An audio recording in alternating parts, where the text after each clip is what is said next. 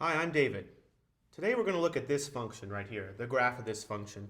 We don't have it well defined, we just have a picture of it, but we want to see how the mean value theorem applies to this function. So let's remember what the mean value theorem says. The mean value theorem says that if I have a function such that f is continuous on a closed interval from a to b, and f is differentiable on an open interval from a to b, then there is some c in the open interval from a to b such that, and here's the main statement, f prime of c equals f of b minus f of a all over b minus a. Okay, so that's what the mean value theorem says. So let's kind of unpack it for this problem right here. Here's my function f. We'll label it f. And I want to know, is it continuous on the closed interval from a to b? So when I have a graph of a function, that just means, can I draw this graph without picking up my marker all the way from x equals a to x equals b? And I certainly can. I wouldn't have to pick up my marker at all. So it's continuous. It looks continuous from a to b. Differentiable. Does the derivative exist? Well, that means, is the function kind of smooth and continuous? It is continuous, but is it smooth? It is differentiable everywhere along this line except at b. It's not differentiable at b because b is an endpoint. A tangent line could have all sorts of different definitions there. It'd be undefined. But luckily, I don't need it to be differentiable at b, just everywhere up to b, the open interval from a to b. So this function does look nice and smooth all the way from a to b in the open interval, everywhere between a and b. So that one is met. Now the mean value theorem says there has to be at least one point c in between a and b such that this equation is true. So what does this equation really mean? F prime of c, this right here is the slope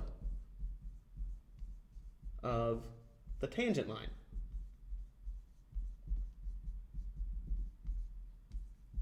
At c.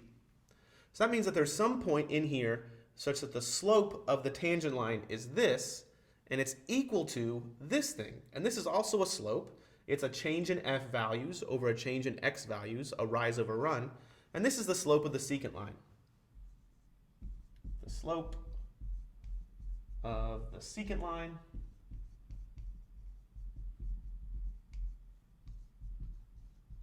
from A to B.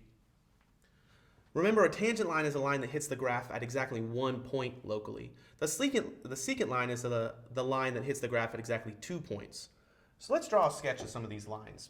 First of all, the secant line is a line that goes from A to B. So I'll use my straight edge here. I'll go from A to B. And there's my secant line. And we notice it's got some slope. Okay, now this is the slope of the tangent line. So let's see if we can find some points where the slope of the tangent line is the same as the slope of the secant line. If two lines have the same slope, then they must be parallel. So I want a parallel line, something with the same slope, but could be moved vertically up or down. So I'll start over here at A and I'll start looking at some of the slopes. Here's a really steep slope right here. That's not the same as the slope of the secant line. But as I move x over from A over to the right, I keep on moving like this, and the tangent line kind of starts to flatten out. And then right about there, right about at that point, right here, the slope of this blue line is the same as the slope of that pink line, that pink line right there. We'll call that point C1. Now, by the mean value theorem, we were guaranteed at least one place where those two slopes were the same. The instantaneous slope, the slope of the tangent line, and the average slope, the slope of the secant line. But we can see if it happens anywhere else by continuing that process. So right here at that hump, the slope would be 0. And then if I kind of move it up here, I've got a positive slope, so that's not going to be the same. Then you move it up here, the slope would be 0 again. And then as I kind of move along, the slope of the tangent line, right about here-ish, try to get that parallel. This looks to be parallel again. So that's right about here. We'll call that C2. It looks like that blue slope is the same as that pink slope and is the same as that one. So what does that mean? That means that in this case, f prime of C1 is equal to f of b minus f of a all over b minus a. Those two slopes are the same. Similarly, f prime of C2 equals f of b minus f of a all over b minus a. So even though it's only guaranteed once, it occurs twice in this interval between a and b, but the mean value theorem says it has to occur at least once. Thanks for watching.